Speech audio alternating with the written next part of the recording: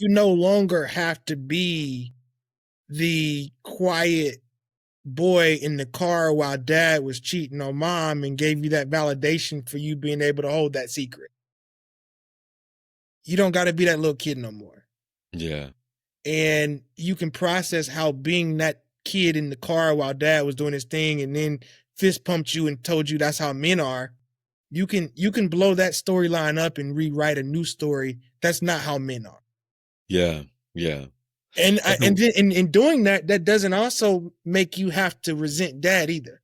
You can have a loving father who made decisions that were not loving toward his wife, your mother, and then taught you that was okay. You can rewrite that story and not throw away dad.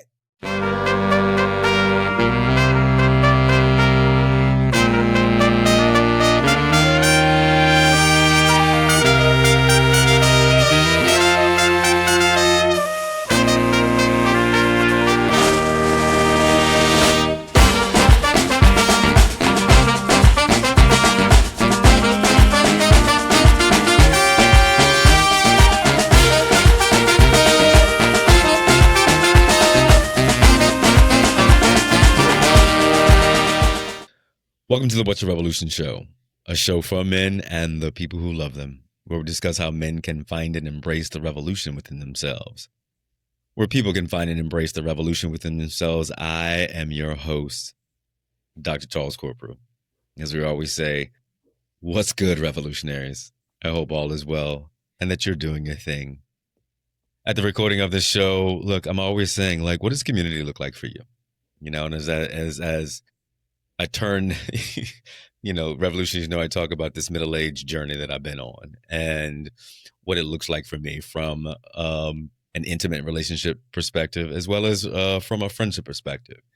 And, as you go through this self-awareness journey, figuring out who you are now and who you want to be, because growth is continuous. Like, you don't stop growing. If you stop growing, you die. And your revolution, if you're not growing, it should be find ways to grow your mind and your body and your spirit. And one of those ways is finding your person and finding your persons, as we say, and building community that is going to actually sustain you. We think about sustenance. We eat every day. You think about that, like you eat every day. Mm-hmm. But what does it look like to have sustenance when it comes to friendships and intimate partners? And how, similarly to the food that we put into our body needs to be good, the people that we surround ourselves need to be just as good as the food that we put into our body.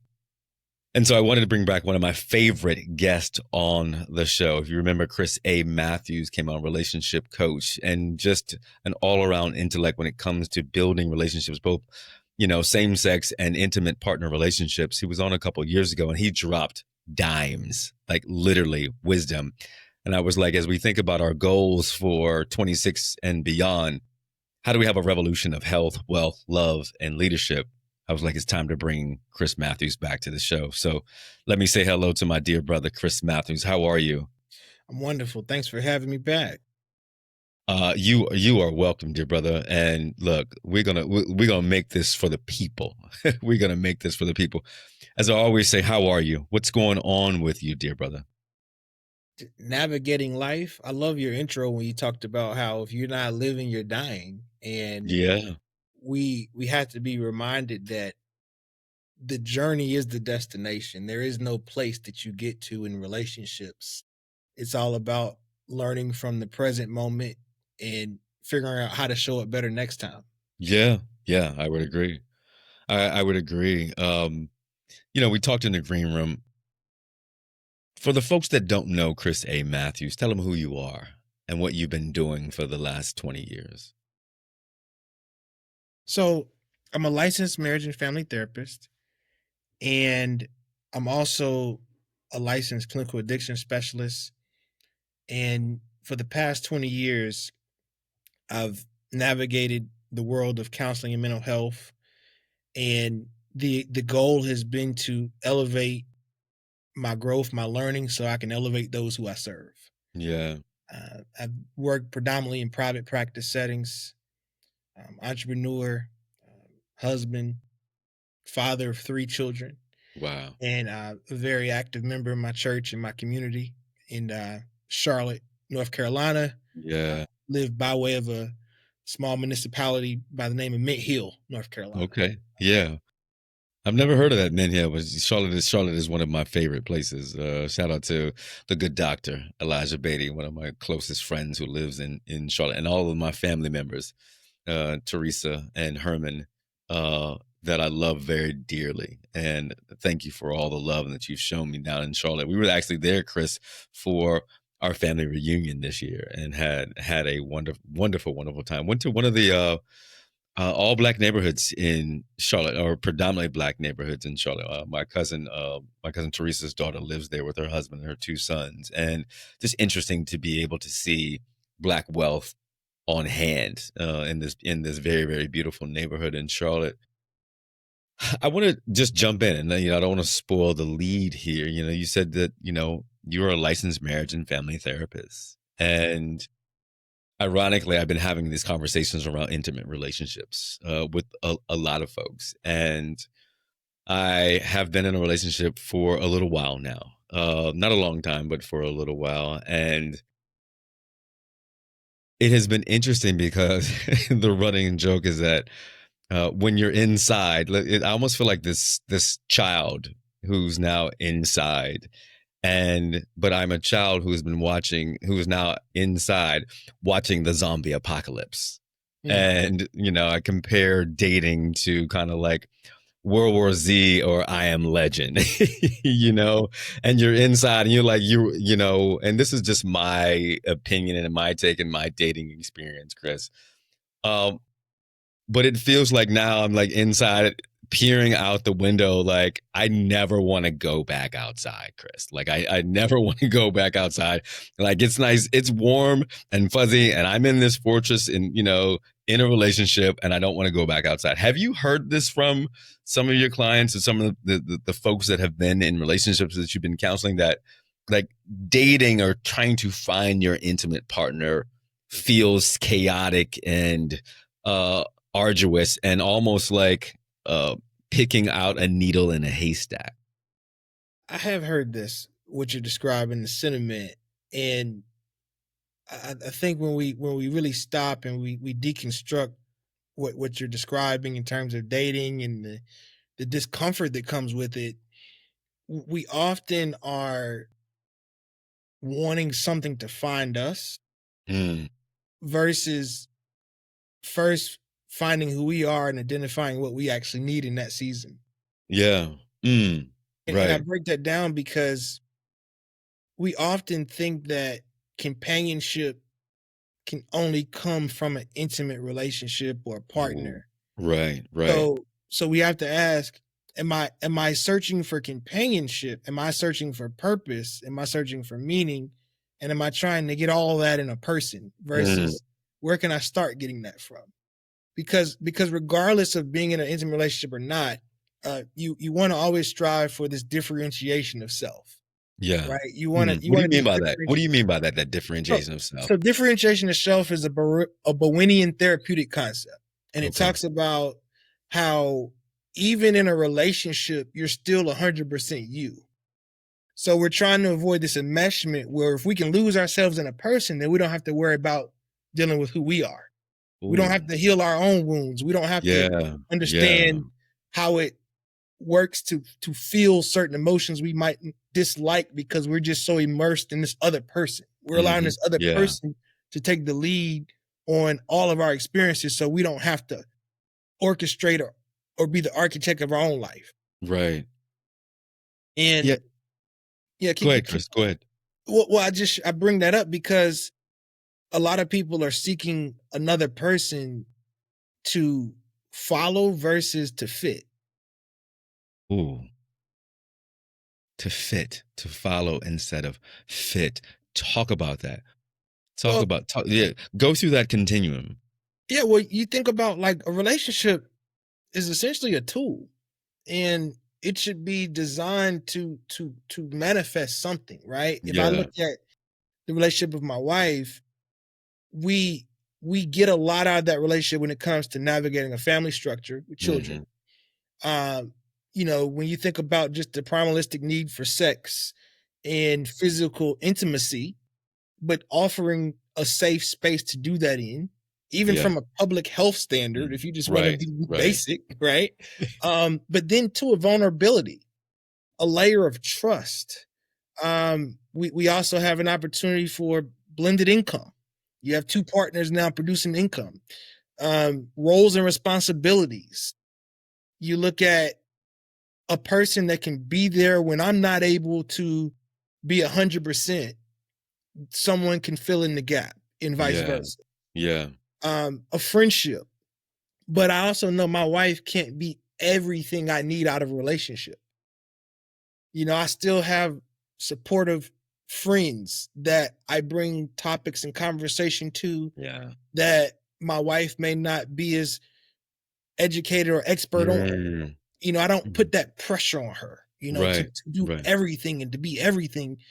And she gives me the trust and I give her the freedom and trust to establish other healthy relationships, but we Yeah. have those boundaries and those spaces where only we go in. So if you think of it like a house, the house has multiple rooms. And we are the house, and we have to figure out what rooms do we want and how do we want people to fit in those rooms. Yeah.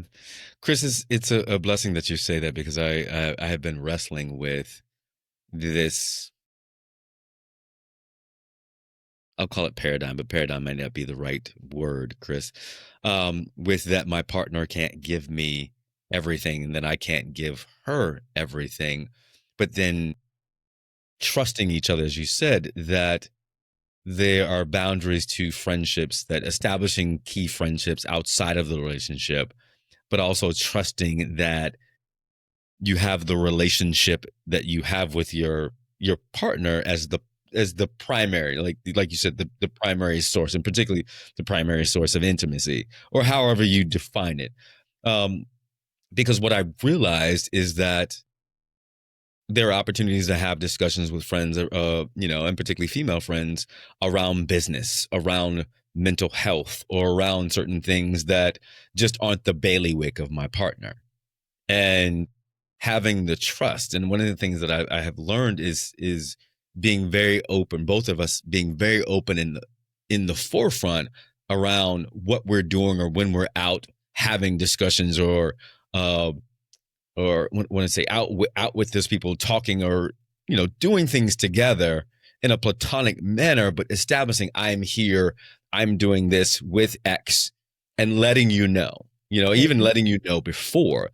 um, discuss the boundaries that have to be set, because a lot of people think that, I say a lot of people think, the conversations that I've had, Chris, is that my person should be able to provide everything for me, and if they're not providing everything for me, then they're not my person. Right, right. I think we both agree that that's not realistic, but how do you have the conversations up front Mhm, that there are other folks in our lives mhm. that are going to be a part of our lives, and that we don't want them to feel threatened that these folks are a part of our lives? Right. So when you develop a relationship or you're starting to forge an intimate relationship with a new partner, there has to be an understanding of your own insecurities, and I'm secure in my insecurities.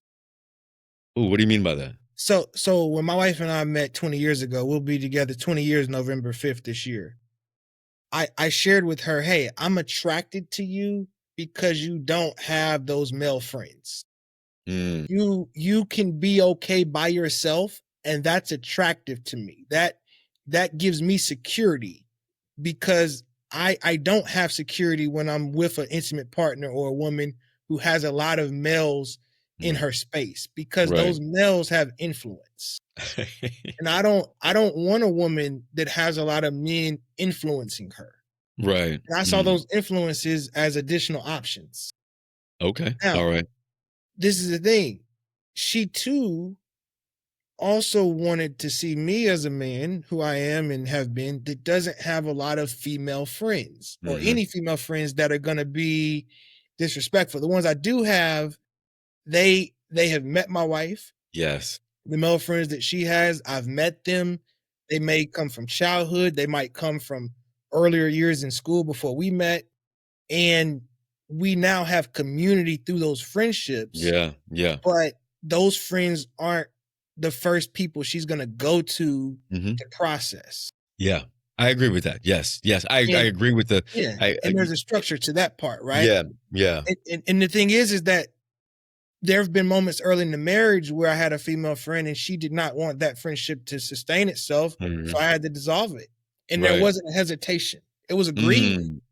I grieved it, but Yeah. I willfully gave my wife that level of influence and power, and I trusted that it wouldn't be abused or she wouldn't attempt to manipulate me Yeah. or to hide me from people. Like, no, Hmm. you can't have any friends. And then desire. Let's start with desire. Not everybody desires to have this large, massive group of friends of the opposite sex. My wife never had a desire. It wasn't that I told her she couldn't have male friends. I attracted a woman who didn't have male friends. Yeah. She attracted a man who didn't have a lot of female friends. We then forged a relationship that created security. We've never had jealousy because we didn't have a bunch of opposite sex friends we had to be jealous of. Right. And if a Right. woman that I was dating at that time did have a lot of opposite sex friends, that was a turnoff for me. Mm. So let me ask you this, Chris. Yeah, let me ask you, Chris. Yeah. I introspectively think that I'm not a jealous man. I think that I've done work around that. I've unfortunately, I've dated very attractive women, and I think, and I say I think, Chris, that have learned that have learned the propensity of what other men will do when you date attractive women. You know, and at the end of the day, my feeling is I have no control over the actions of other men, and I have no control over the actions of my partner. We choose each other every day until we don't, and that's my and so my belief is that if I'm spending time worrying around the actions of other men, if I'm worrying around the actions of what you do when you're out with other men, this is not the relationship for me Mhm. at all. And so that's how I kind of move. That's how I move through the world these days, because I know from my very, I would say my insecure days, my concerns around what my partner was doing when I was younger drove me crazy. And like literally, I could not think about anything. If the relationship was going bad or something was wrong, it was all consuming. I could not think about anything else. And so I'm really cognizant of now, one, who I pick for my partner, and two, how I then show up emotionally and mentally for myself Mhm. first, for myself. Because um, if I begin worrying about the relationship and then I'm not communicating it to my partner, then I'm doing a disservice for myself. Mhm. you know and if my partner, once I've communicated this, and you tell me how this strategy works, if I've communicated my feelings about my partner and my partner is not meeting those communication needs or is sidestepping, then I'm also concerned that this is probably not the relationship for me, because we're not reciprocating that the relationship is the center point of who we are, and we're not communicating well. I wonder your thoughts on that. Would Well, love to get an assessment. I want to go back to the foundation of what you shared about, dating attractive women, and if those women choose to have interactions with other men, you guys choose each other until you don't choose each other. What would it look like to choose a woman that's attractive that just doesn't have a desire for male attention outside of their intimate partner? And if they do, it's Right. in a communal setting. Yeah. Yeah. Like my wife and I, when I have a desire for female companionship that might look different than just my wife, is in a communal setting. It could be our Yeah. life group at Yeah. church. Yeah. Uh-huh. It could be a double date Yeah. with another Hmm. couple. So Right. I'm still engaging in interaction Hmm. with that other partner that's a woman, but it's done in a communal setting, Yeah. and that's safe for us, right? Yeah. Um, I like that. and that was what I attracted. Like Uh, that's what I wanted from the yeah. beginning. My wife wanted that from the beginning. So I think we often get in trouble when we're dating because we're not honest with exactly what we want because we think we need to make a provision in that area. Mm, That was one area I didn't want to make a provision in. I gotcha. didn't want to make a provision in. Now we're starting to date, and all of a sudden you want to attract male friends. Like, Hmm. no, you hadn't been that way. That's not what you. That's not Yeah. your personality, Yeah. right? Yeah. So I think it starts with the dating phase of Mm, inception of the relationship. Are you attracting and are you being honest with yourself? Because you could say this person has everything else I like, but she has a bunch of male friends that she's calling quote unquote brothers. Or to give you another example, I wouldn't date a woman who's still in contact with an ex she was sexually active with. Like mm, to me, that I wouldn't. Now, mind you, knowing thyself. right. Not to say Yes. Yes. another man wouldn't be comfortable with that, but being okay and not trying to have this universal template of how a partner should or shouldn't be. So I Yes. wouldn't tell a Yes. man you should be like me, and I wouldn't want a man to say I should be like him. I have colleagues in our office, a good therapist that works with me in our practice. He had his 40th birthday, and there was a woman almost in tears, his quote unquote best friend. He had known since childhood, and she's giving this speech of dedication and how much he Right. meant to her.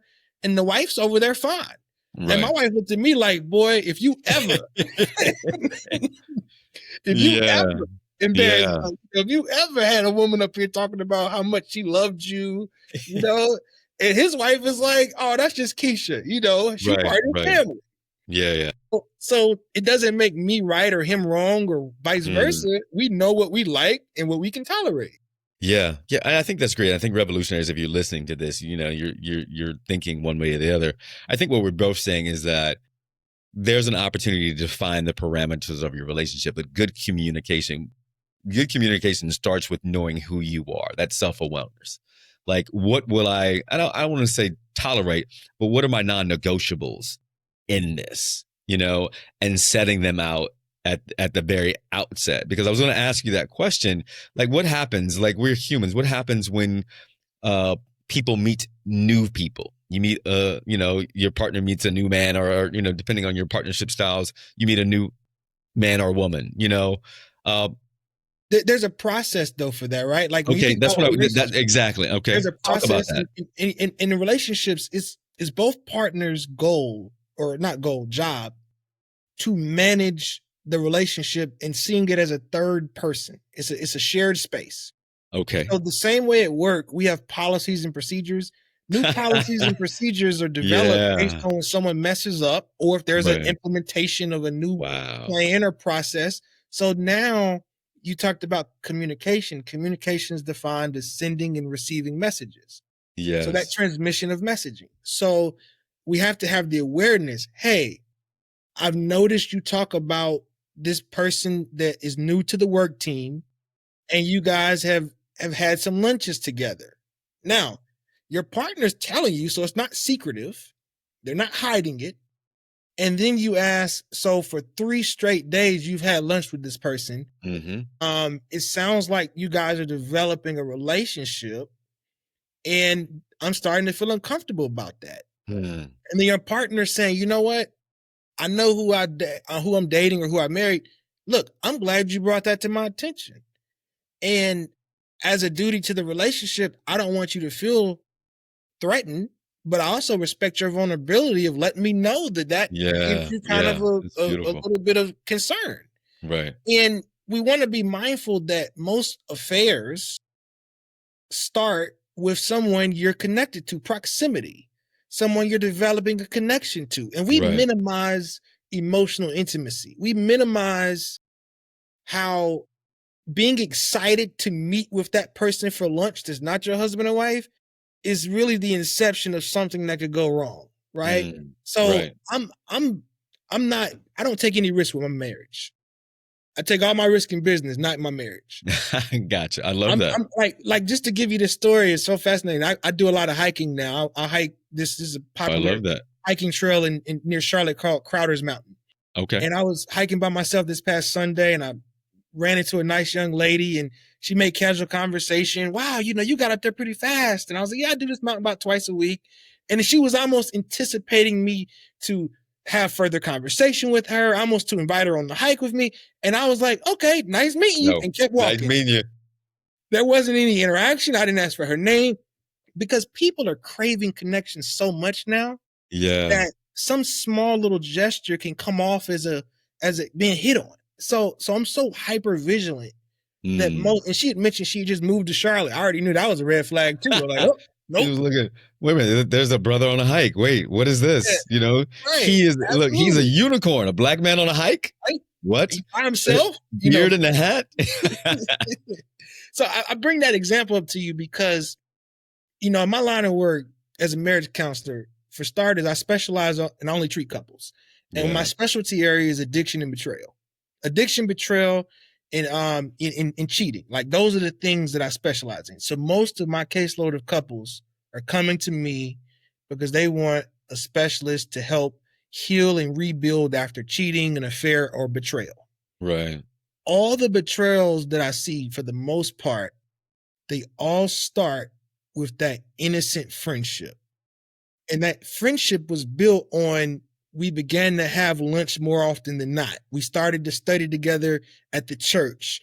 We just started to talk. We were texting. We were talking about other relationships. And we don't see the severity of how those little droplets can turn into an ocean of regret later. Yeah. And for someone who has been on both sides of that, of cheating, Revelation, and I've been, very open and transparent about my past. Yeah. And so I know how it starts, I've started it, or I've allowed it to start on, so you're exactly right that the intimacy that happens, or or even the fallacy of intimacy that you may be creating, the story of intimacy, like, oh, wait a minute, I'm not getting this, or the dopamine or the excitement when you meet someone new and they're like, oh, they said, something that was value laden, and that, I'm having an issue at home. I don't get to have this kind of conversation, or, all the things. And I wonder, Chris, as you say all that, you've been through this work, how do you become resilient? Is it a zero tolerance, or how do you become resilient enough to say, you know what, I can have, friendships, but I have to be really, truly cognizant of even how I comport myself and how others comport, but to be resilient to say that my relationship is where I want to stand, and I'm cognizant of it in every moment of every day. Having a complete sense of awareness at all times, and understanding from a spiritual lens, bad is always lurking to destroy good. Dark is always seeking to cover up light. And when you look at being human and having a connection to some force or power greater than you, that helps. And I use my faith in that regard to know there's always something lurking, right? Bible says the enemy's lurking to kill, steal, and destroy. So if I know that there's going to be some constant force attempting to take away what I have, which is good, I'm going to protect it. Yeah. Now, I'm not going to be on guard in this anxious sense where I can't live life freely, because I also want to have faith and trust that I'm going to be protected as well too. But at the same time, I'm mindful that how I show up in every interaction matters. I don't minimize interacting with people. And there's certain etiquettes that you can establish with your partner, right? Like, for example, I love the security and freedom I have in knowing my wife could pick my cell phone up at any given moment, any given time, look through my browse history, my social media, my messages, my WhatsApp, and not find anything remotely possible that could stir up conflict. Like, that is the most liberating feeling in a marriage. Wow. Yeah, it is. It is. Here. I got open password for someone who's had women run through his phone. There is a liberation around that. you know? And to sustain that looks like how I choose to show up in any and all my relationships. Plus, I attract the right people. I have a female colleague. We have business conversation. She's a single female and she knows my wife. She won't invite me to an event without it being a mutual invitation to my wife and I. Wow. Yeah. Yeah. And I have a good friend like that And as well. she's so cautious. Like I think one time we were having a conversation, we got off the phone, and she like said to me politely, like, "Boy, I'll talk to you later. Bye." And Right. then text me back and said, "Hey, look, I didn't, I didn't mean to call." Like she was hyper vigilant of it. Like, Yeah. oh, Yeah. and I told her, I said, look, I said, girl, get out here. You know everything good. Like my wife, Mhm. she was like, I get it, I know, but I just want to always demonstrate and show you the respect I have for you, your wife, and your marriage. Yeah. Yeah. So when you got Yeah. friends like that, Hmm. that's what you want in your circle. Versus I'm counseling a couple and the male friend had the husband had a female friend DM the wife and said, oh, such and such was so supportive. You're lucky. Why are you going Oh, backdoor deep? Like that's messy. That's that is messy. messy. That is so That's messy. messy. That is so messy. So it's like making sure you're not even having people in your circle that don't respect your marriage at the level you do too. Right. Right. That is good. And, shout out to my good friend, Jessica Klein, who is kind of like my thought partner. We walk every Sunday morning, but the conversations are extremely rich, but she is also extremely respectful of my relationship and, ask like, how is she doing? What's going on? How can I support you? It's always like dead centered, clear boundaries, and that's the supportive nature of it. And that's what you're saying that you need.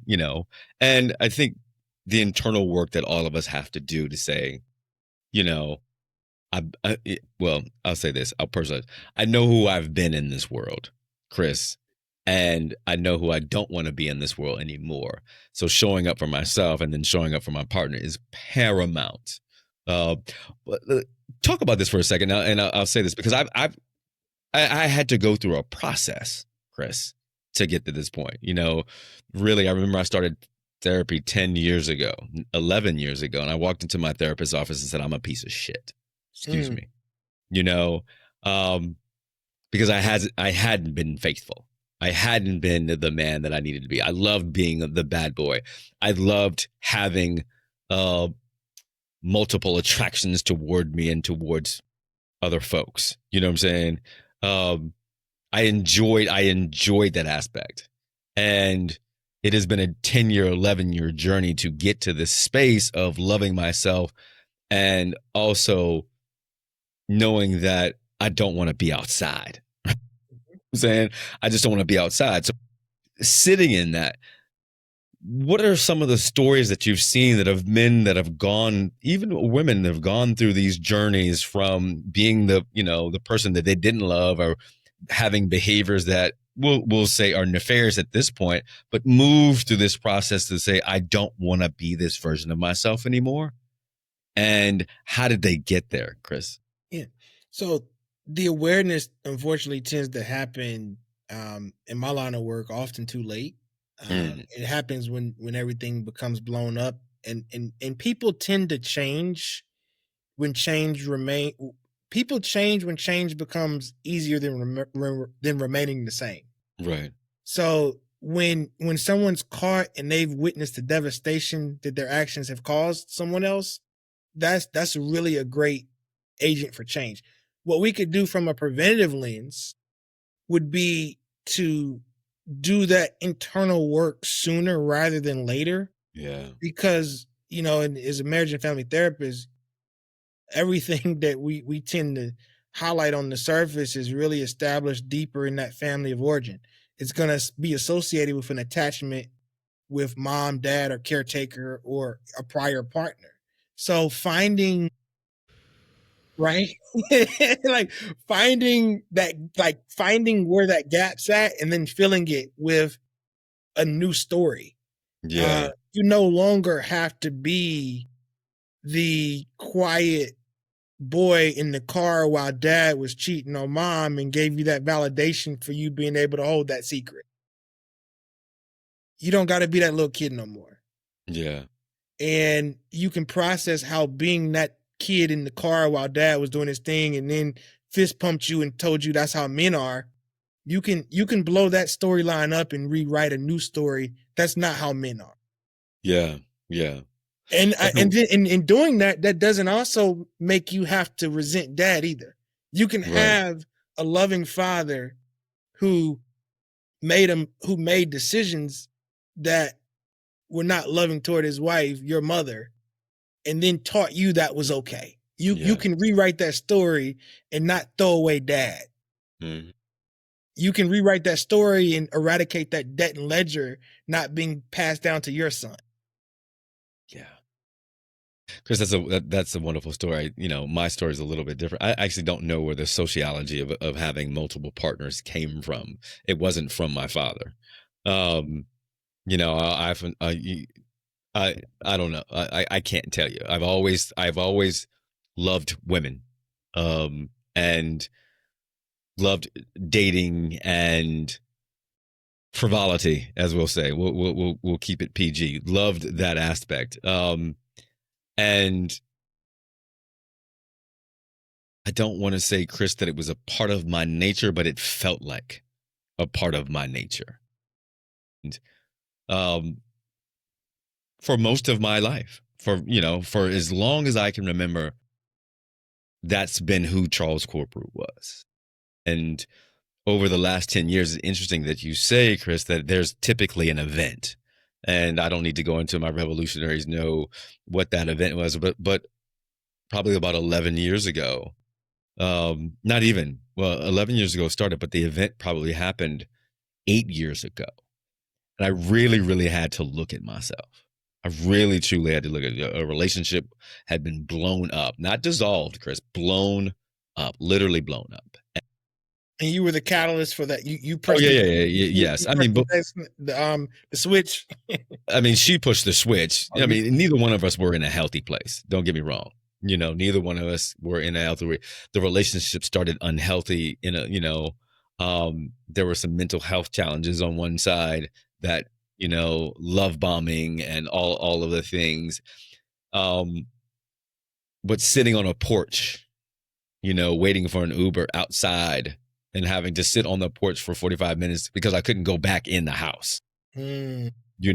And saying to myself, I don't want to do this. I don't want to be this version of myself anymore. And it wasn't like it was an overnight change. It's a process. Yeah. It is definitely a process. And I've spent the last 8 years and the better part of the last 10 years trying to figure out what it means to be healthy in a healthy relationship. And, as we do as humans, we test different relationship styles, but now it feels good to be inside and to be able to be communicative, to be able to be a leader and a nurturer and a lover and a friend and a playful partner. And I think that's the thing, like all of the things. And as she and I continue to grow together, asking ourselves bigger questions. Where do we want to go when we Mhm. swing? Where do we want to go? Where do we want to see ourselves in 5 to 10 years? Those are questions that I don't think that I ever asked before, What Chris. you're describing is emotional and relational maturity, and maturity isn't age specific.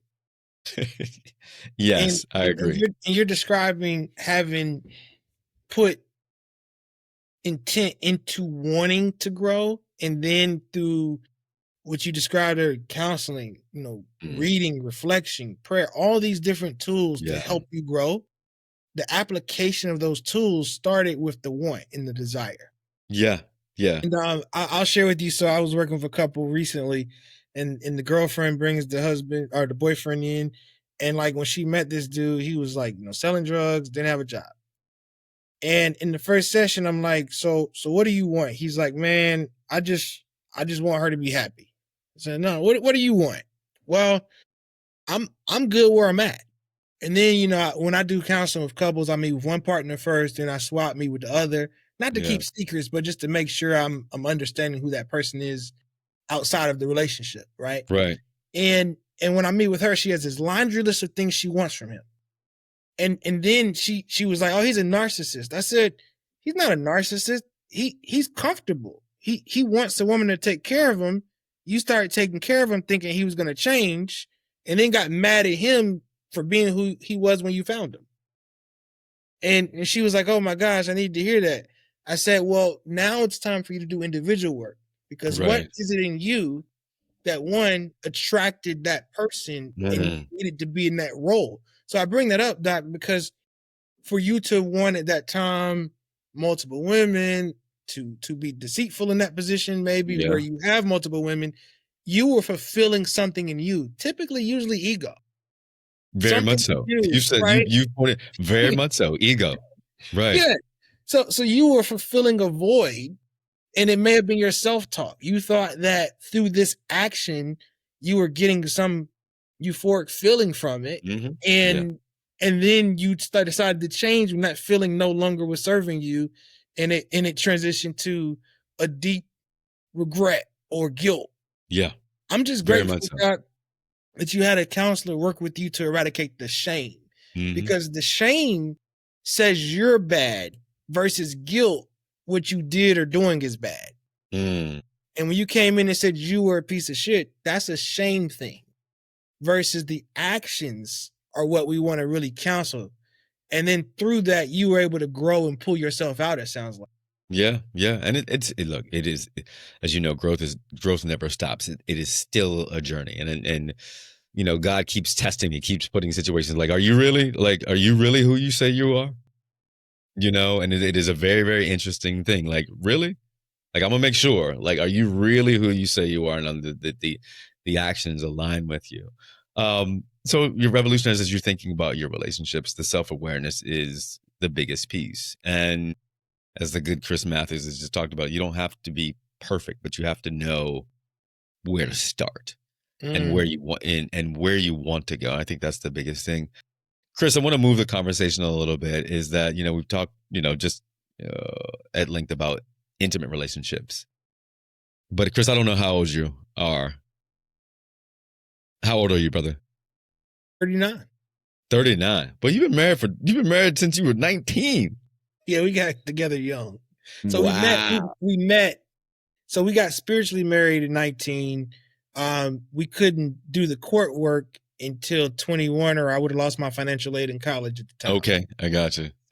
So we had the rings and we were doing married through God, but Right. legally I couldn't do it until we graduated. So we didn't Yeah. have financial aid. Wow. Wow. That's amazing. Yeah. That is But 20 definitely years amazing. together. You're right.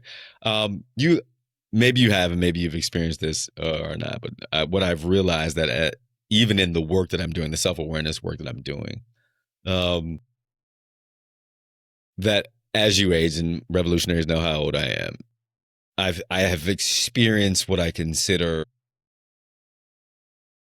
an attrition of my groups. You know, this feeling that as I've moved up in life and station, wealth and class, um, I've also lost friends. And what I'm realizing that, and this is a very transparent moment, I'm realizing that I spend a lot of time alone. I spend a lot of time alone. I realize that as a single man, I don't have kids. I've never been married.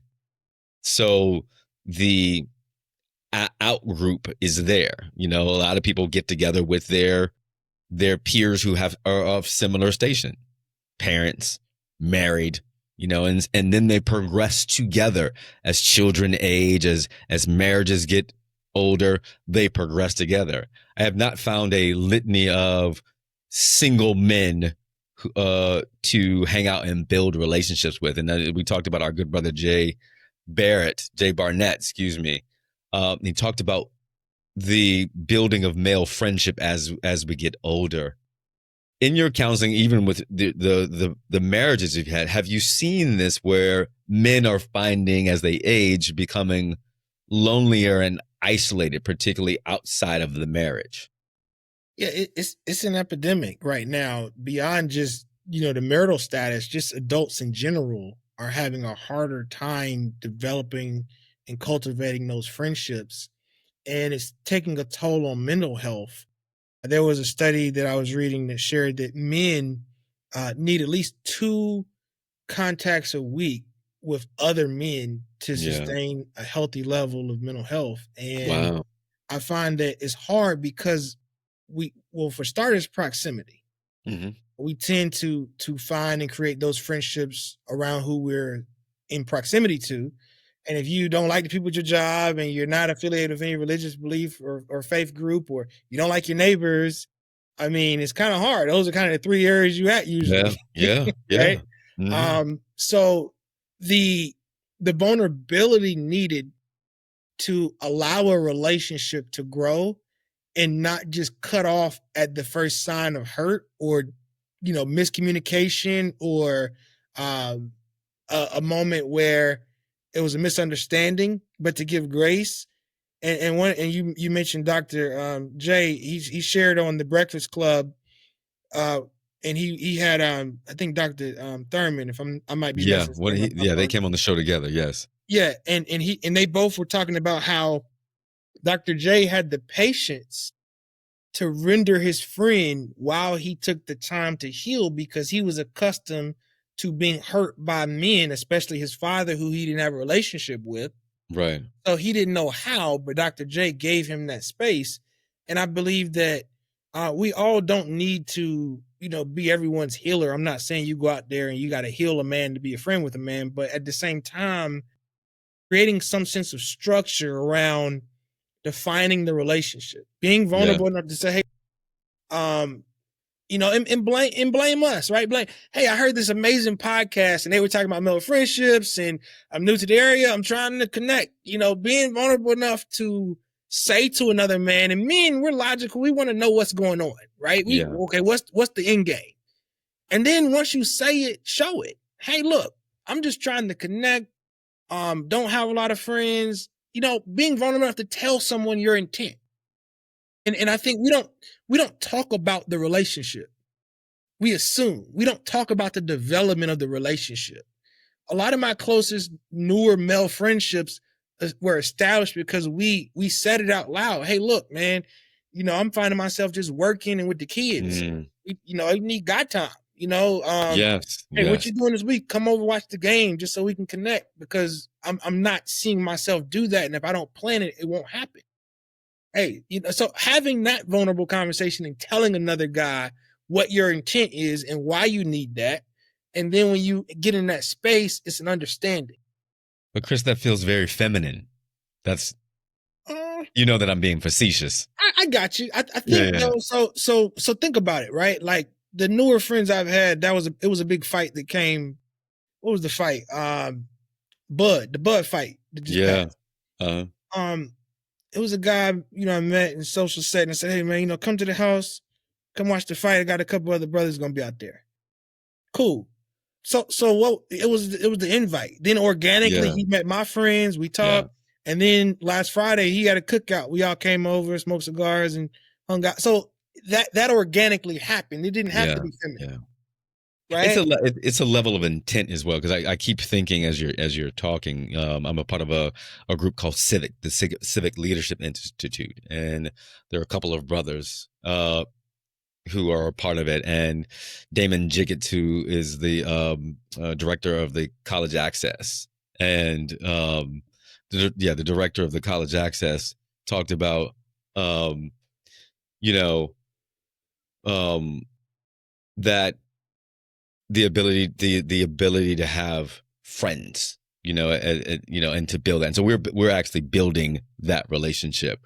Um, you know, so Chris, I want to wrap this up and one, thank you for this opportunity to be with you. Look, and hopefully we can get a part three of this. Absolutely. That we're doing. If there's anything that you could like leave us with, in intimate relationships or male relationship or male female relationship, what kind of advice would you give us? I would give advice on this one word that comes to mind, grace. And grace being the understanding of that voice in your head that is always trying to show up and tell you how you look like a fool, or they think that you might be stupid, or maybe they think that you're coming off too feminine, and realize that that voice is really an attack. That voice is something that usually isn't even being thought by the other person. Right. So give yourself grace to know that relationship management is challenging, Yeah. and you're not going to always show up the way you want to, and neither is the other person. And that's how you forge the connection through managing that potential conflict. Yeah. Yeah. Because when someone can be 20 minutes late to a lunch and you say, hey, look, man, I know you're late, but I was frustrated by that. And I just wanted you to know I didn't want to be one that just didn't talk to you no more. Right. Like, I Right. appreciate that. Yeah, I'm trying to do something different. Like having that conversation around what it looks like to show up, and that is vulnerable. Yeah. That's how we Yeah. breed trust, and that's how we create connection.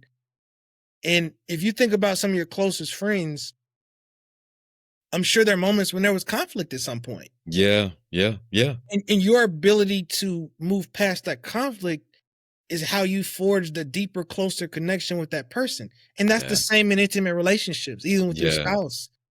Your ability to move past the conflict and deconstruct it and process it, reauthor the rituals and rules and how you guys govern that relationship is how it gets stronger, how it gets better. And that's what I meant earlier about relationships being the tool.